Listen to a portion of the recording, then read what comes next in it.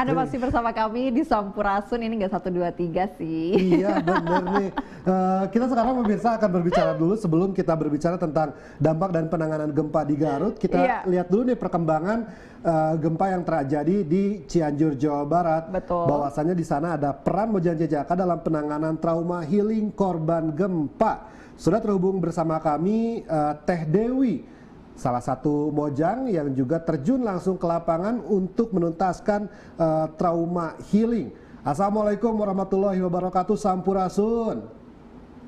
Rampes, Waalaikumsalam warahmatullahi wabarakatuh. Selamat siang, Kak. Selamat siang. Selamat siang. Kumaha damang Teteh?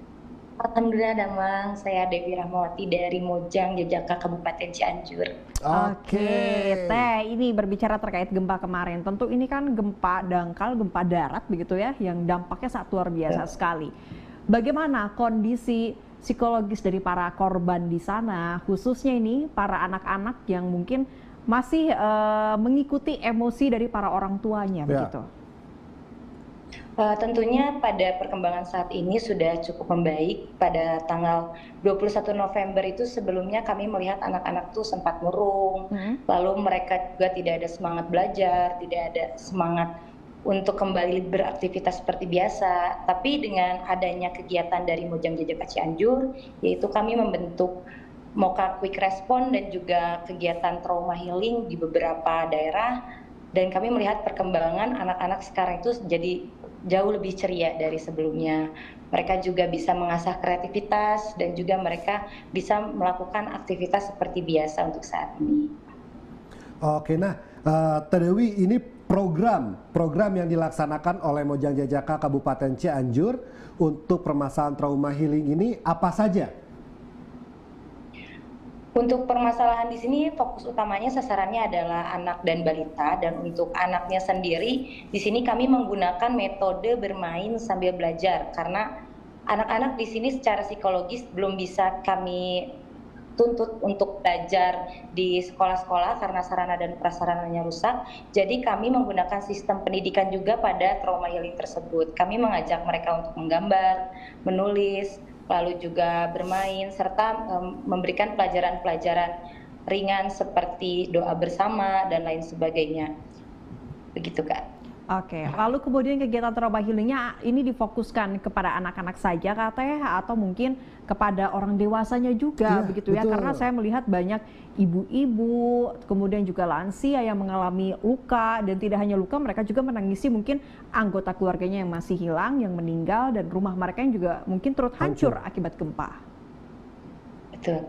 Tentunya kita tidak hanya terfokus kepada anak-anak, kami juga bekerja sama dengan Badan Intelijen Negara dan juga Kemensos untuk menanggulangi korban pasca gempa dari bapak ibunya juga, anak-anak, balita, dan korban yang terdampak. Terlihat di sini di video ada kegiatan kami. Kalau yang ini fokusnya untuk anak-anak, untuk yang ibu-ibu atau dewasa kami biasanya melakukan kegiatan sosialisasi seperti memasak, lalu juga pengajian bersama dan lain sebagainya sebagai bentuk kegiatan rohaninya. Dan pada kegiatan ini dilaksanakan di pos bencana Badan Intelijen Negara. Kami bekerja sama di sini. Tentunya tidak hanya anak-anaknya, orang tuanya juga di sini kami juga memberikan program-program bantuan, donasi dan lain sebagainya juga begitu. Oke. Sejak tanggal berapa Teh kawan-kawan dari Moka Cianjur ini mulai terjun ke lapangan, dan juga hingga saat ini yang Teteh lihat perkembangan dari trauma healing khususnya anak-anak ini sudah seperti apa Teh? Baik, kami melakukan survei selama 3 hari dari tanggal 21 November pasca saat pertama kali kejadian, 1, 2, 3 hari. Kemudian setelah itu pada tanggal 3 Desember barulah kami membentuk sistem trauma, karena sebelumnya kami membentuk dulu Moka Quick Response untuk mengumpulkan donasi dari para donatur. Dan kami juga bekerja sama dengan komunitas sosial, duta daerah lain juga untuk ikut bahu-membahu mendonasikan dari berbagai daerah. Kemudian kami salurkan untuk kegiatan-kegiatan trauma healing di Kabupaten Cianjur. Begitu, Kak. Oke. Ini gempa susulan terus terjadi ya pada saat itu, dan mungkin sebagian anak-anak ada yang merasakan takut karena teringat pada saat gempa pertama terjadi orang tuanya berteriak, histeris dan sebagainya. Lalu bagaimana Teh pada saat gempa susulan terus-menerus terjadi? Apakah anak-anak ada yang bercerita, aduh Teteh takut atau bagaimana? Begitu respon anak-anak di sana seperti apa Teh? Respon anak-anak untuk gempa susulan pasti tentunya masih takut dan masih khawatir apabila mereka keluar dari posko mereka masing-masing.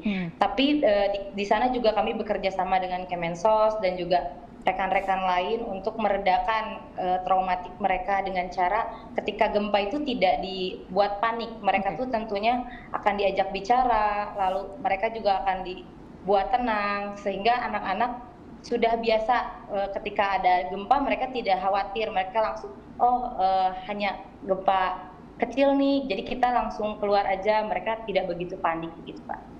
Oke, ini kalau lihat dari video tayangannya, ini banyak juga nih anak-anak yang ikut ya Mel ya? Iya betul. Ketika program yang dilaksanakan oleh Moka Cianjur, rata-rata nih Teh, partisipasi masyarakat yang benar-benar ikut dalam program itu bisa berapa orang? Dan juga apakah memang anak kecil anak kecil saja atau yang dewasa juga ikut nih nari-nari kayak tadi yang ada di video?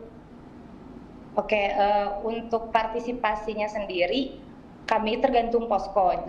Dari satu posko itu rata-rata 30 sampai 50 anak.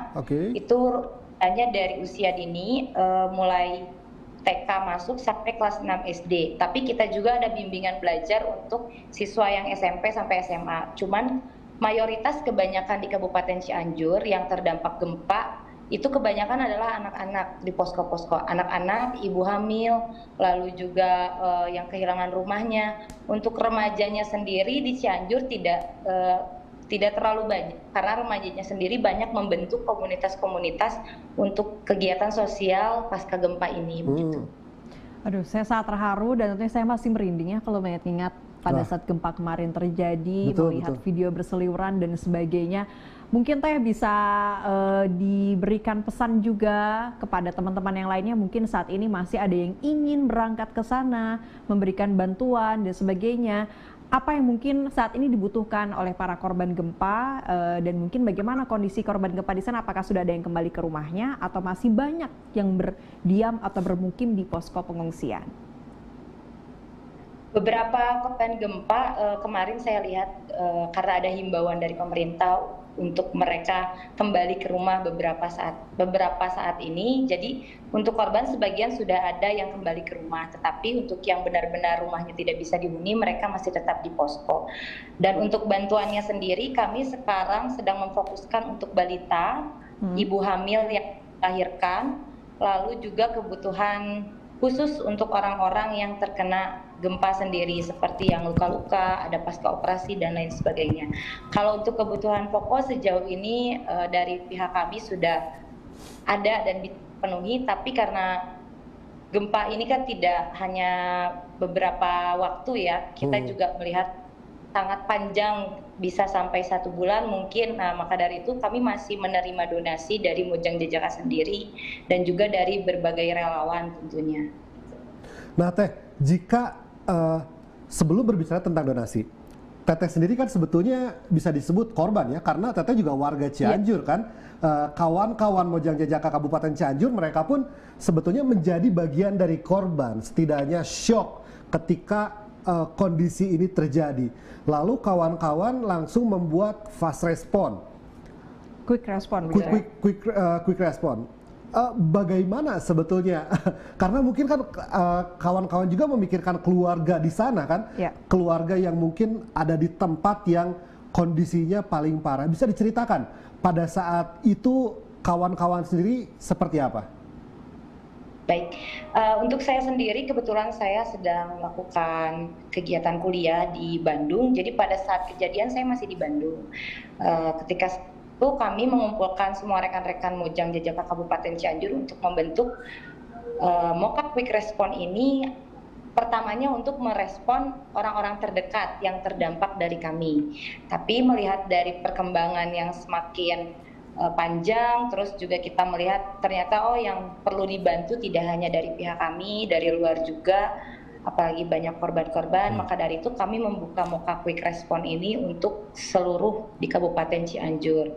Jadi kami juga mempunyai dua sistem. Yang pertama itu kami akan memprioritaskan untuk Mojang Jejaka sendiri, rekan-rekan paguyuban kami yang terdampak, kemudian kami juga memberikan bantuan kepada seluruh masyarakat di Kabupaten Cianjur yang tentunya sangat membutuhkan agar sasarannya tepat gitu. Jadi kami tuh mengolah data di sini dari mapping kami berapa kecamatan yang perlu kami bantu. Setelah dari Moka baru kami bantu rekan-rekan kami gitu. Tentunya tidak mudah ya, Betul. karena merasakan langsung gempa seperti apa begitu, lalu menjadi korban juga karena secara psikis juga pasti masih ada rasa takut begitu ya, akibat guncangan yang begitu besar, begitu dahsyat dirasakan hingga dampaknya pun. Lalu bagaimana mungkin ke depannya Teh, karena ini mungkin sudah ada imbauan untuk kembali ke rumah masing-masing gitu dari pemerintah, berarti kondisi sudah mulai berangsur normal dan aman kembali. Apakah dari Moka masih akan melakukan quick response tadi atau hingga kapan ini tenggat waktunya begitu Teh?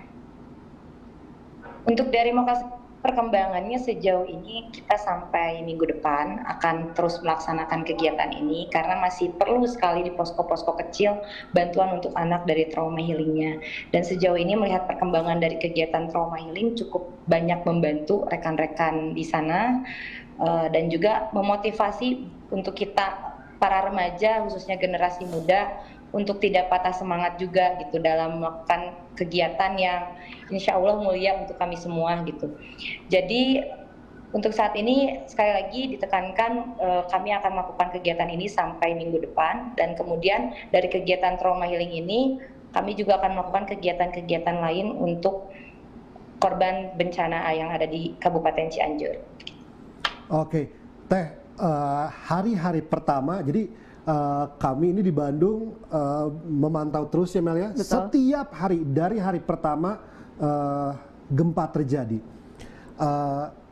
Amel pun sempat merah matanya ketika ada liputan anak kecil yang sedang diselamatkan dan juga kebutuhan untuk bayi seperti pampers gitu ya, makanan-makanan khusus bayi karena memang sulit didapat pada saat itu. Bisa diceritakan lagi Teh, sekarang kondisi terkini Cianjur dari perspektif Teteh dan kawan-kawan Moka sudah seperti apa? Apakah pasar sudah kembali dibuka sehingga masyarakat sudah bisa mendapatkan akses makanan dan juga roda perekonomian, roda perekonomian sudah kembali berjalan? Bisa diceritakan Teh? Berdasarkan hasil survei kami dari Moka Kabupaten Cianjur kemarin, untuk saat ini masih ada beberapa daerah yang belum ada seperti pasar atau warung-warung kecil yang belum dibuka. Hanya untuk di daerah kota mereka sudah mulai membuka lagi warung-warung kecil, terus pasar sudah, tapi hanya beroperasi sedikit-sedikit gitu, tidak langsung semua, sehingga masih terbatas kebutuhannya untuk daerah-daerah yang cukup jauh jaraknya seperti Cugenang, lalu di Nagrak sendiri, karena akses untuk ke sana juga kan hanya kecil ya, jadi kami belum bisa memastikan apakah di sana sudah beroperasi semuanya atau belum. Hanya sejauh ini untuk warung-warung kecil di sana sudah ada. Dan sudah ke bantuan-bantuan dari pemerintah alhamdulillah dan dari rekan-rekan yang lain, sehingga sejauh ini perkembangannya sudah cukup membaik. Jadi roda perekonomian sedikit demi sedikit perlahan-perlahan ini sudah mulai pulih kembali begitu ya, meskipun belum merata seluruh wilayah karena tadi dijelaskan akses atau infrastrukturnya masih terkendala. Kemudian tadi dari Moka Kabupaten Cianjur juga membuka pengumpulan bantuan begitu ya, donasi begitu. Mungkin bisa diinformasikan kepada kami, barangkali pemirsa atau masyarakat juga masih ada yang tergerak ingin membantu saudara-saudara yang ada di Kabupaten Cianjur Teh. Baik, untuk donasi sendiri kami kemarin sudah mulai perlahan-lahan kami tutup karena kebutuhan untuk kami yang donasi sudah cukup memenuhi, tetapi masih perlu adanya bantuan-bantuan. Jadi jika rekan-rekan ingin ikut membantu bahu-membahu kami atau ingin berkolaborasi sebagai relawan sendiri, bisa langsung menghubungi Instagramnya Mojang Jajaka Kabupaten Cianjur. Karena kami juga kemarin sudah bekerja sama dengan Badan Intelijen Negara, Kemensos, Komunitas Sosial Desa Revolution, dan duta daerah dari berbagai daerah tentunya. Dan para donatur juga alhamdulillah sudah cukup banyak, karena di sini yang open donasi tidak hanya kami, tapi rekan-rekan yang lain juga dari berbagai daerah juga banyak yang open donasi. Selagi tujuannya sama, untuk rekan-rekan semua bebas mau mendonasikannya mau kemana, dari mana dan siapa. Yang penting tujuannya jelas dan tujuannya untuk membantu. Sekali lagi, untuk rekan-rekan yang ingin mendonasikan boleh langsung ke akun Instagramnya Mojang Jajaka Kabupaten Cianjur. Oke, baik. ini menarik. Jadi untuk Anda semua yang ingin memberikan donasi kepada lembaga yang terpercaya gitu ya, bisa salah satunya masuk ke Mojang Jajaka Kabupaten Cianjur, karena mereka benar-benar tahu apa yang dibutuhkan oleh masyarakat saat ini, ya Mele, dan juga apa yang di mana kawasan yang memang benar-benar dibutuhkan. Teh, bisa diberikan gambaran kepada kami sekarang proses dari evakuasi seperti apa, Teh? Apakah memang masih banyak posko-posko pengungsian? Bisa jelaskan seperti apa, dan bagaimana Teh masyarakat? Apakah mereka benar-benar sudah ingin pulang atau mereka masih merasa tidak aman jika mereka pulang ke rumahnya masing-masing, Teh? Melihat perkembangan kemarin, berbagai dari semua posko gitu ya, ada posko-posko besar yang dibuat oleh pemerintah sendiri di Kabupaten Cianjur. Ada warga yang memang mau dievakuasi ke posko besar tersebut, dan ada juga beberapa warga yang masih ingin berada di daerahnya masing-masing dengan alasan yang beragam. Tapi untuk pengevakuasian sendiri tidak cukup sulit, karena kami juga dari pihak MOKA ataupun dari pihak pemerintah sendiri sempat melihat bahwa cukup merata juga. Jadi evakuasinya contohnya seperti di Kecamatan Cugenang ada tempat evakuasinya, di Kabupaten Cianjur sendiri ada tempat evakuasinya. Hanya saja mungkin yang sulit dikondisikan ketika warga ini ingin membentuk poskonya sendiri di daerahnya gitu, dan itu yang sempat jadi kesulitan kami di MOKA untuk mengevakuasi rekan-rekan semuanya, karena akses jalan, lalu cuaca juga kan kadang-kadang hujan, kemudian kita melihat karena aksesnya kecil, jadi banyak sekali para relawan yang ingin ikut turun membagikan donasi-donasi gitu. Ini tentu tadi teman-teman dari Mojang Jajaka Kabupaten Cianjur selain memberikan trauma healing begitu, tadi ternyata membantu proses evakuasi warga juga begitu. Teh, apakah teman-teman juga bermalam di posko pengungsian? Untuk kami sendiri tidak bermalam di posko pengungsian, karena kami memfokuskan di logistik dan juga penanganan trauma healing. Tetapi untuk beberapa rekan relawan MOKA, karena kami membuka relawan MOKA ini tidak hanya di MOKA, juga mengajak semua rekan-rekan generasi muda untuk join bersama Mojang Jajaka. Ada beberapa relawan yang kami salurkan untuk mereka menginap di lokasi tersebut begitu. Nah Teh, generasi kita adalah generasi yang haus akan eksistensi ya Teh, sehingga harus diakui banyak juga nih Teh orang-orang yang datang ke sana hanya untuk membuat konten. Betul. Pendapat Teteh nih sebagai salah satu duta wisata, sebagai salah satu anak muda yang juga orang asli Cianjur, menanggapi hal tersebut kayak gimana Teh? Tentunya sangat mungkin kalau orang Cianjur sedih melihatnya ketika rekan-rekan hanya ingin membuat konten atau sampai ke sana ya hanya ingin memperlihatkan bahwa beliau membantu tanpa dengan ketulusan hati. Dan ini menjadi hambatan untuk kami para relawan yang ingin benar-benar tulus membantu. Jadinya dengan berita-berita yang tidak baik, banyak juga teman-teman relawan yang ikhlas tapi mundur gitu, gara-gara banyak rekan-rekan yang memanfaatkan situasi dan kondisi untuk popularitas mereka sendiri. Ya, diharapkannya dari kami untuk semua kawan-kawan, tentunya generasi muda, generasi teknologinya yang sedang tinggi-tingginya gitu, jangan sampai memanfaatkan situasi dan kondisi ini untuk popularitas pribadi, karena kami itu betul-betul butuh dibantu, bukan untuk butuh dibuat konten. Oke, baik. Terima kasih Teh Dewi dari Mojang Jajaka Kabupaten Cianjur. Ini sudah menginspirasi ya, berbagi cerita betul. bagaimana keterlibatan teman-teman dari Mojang Jajaka untuk membantu penanganan pasca gempa, khususnya trauma healing kepada korban gempa. Terima kasih Teh, sehat selalu. Salam untuk rekan-rekan Mojang Jajaka Kabupaten Cianjur ya. Selamat siang, Sampurasun. Sampes.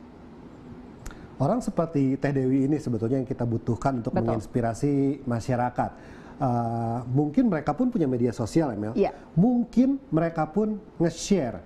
Tapi yang mereka lakukan adalah mengabarkan kondisi terkini bagaimana di Cianjur, agar orang Cianjur yang tidak tinggal di Cianjur benar-benar bisa menerima informasi yang valid gitu ya, dan juga tenang. Kadang kalau misalkan ada uploadan tentang informasi yang kabar baik, ini orang Cianjur yang tidak bisa datang ke Cianjur tuh senang tahu kondisi di sana seperti apa. Jadi jangan sampai seperti beberapa influencer katanya begitu ya, yang katanya nih gitu di beberapa sosial media datang ke lokasi bencana ingin memberikan bantuan, ada yang memberikan bantuan pakaian, makanan dan sebagainya, tapi pakaiannya ini kabarnya ada yang tidak layak. Ada yang sudah bolong-bolong, kotor, mungkin ini pakaian yang sudah tidak terpakai lagi, tapi tidak dibersihkan atau dicek terlebih dahulu. Nah, memang kita tidak apa-apa ya kalau memberikan pakaian yang memang sudah tidak terpakai oleh kita, tapi dicek dulu deh kondisinya seperti apa, masih layak atau tidak begitu. Kalau sekiranya sudah tidak layak ya lebih baik jangan dikasihkan, karena ini bukan tempat pembuangan begitu ya. Betul. Dan juga untuk Anda yang punya rezeki lebih baik pakai atau berikan barang-barang baru. Iya, betul sekali. Jadi nggak usah bekas, udah kasih aja barang baru agar mereka pun senang. Betul. Tidak perlu repot-repot nyuci lagi, karena kondisi urgen kayak kemarin, jangankan mikirin nyuci baju ya, mereka semua memikirkan anak mereka bagaimana makan dan juga bagaimana rumah mereka bisa terbangun lagi gitu ya. Dan semoga saja informasi tadi menginspirasi kita semua untuk bisa berbuat lebih baik terhadap masyarakat sekitar. Saya Tegar Bestari. Dan saya Amelia Putri pamit undur diri. Terima kasih atas kebersamaan Anda. Wassalamualaikum warahmatullahi wabarakatuh. Sampurasun.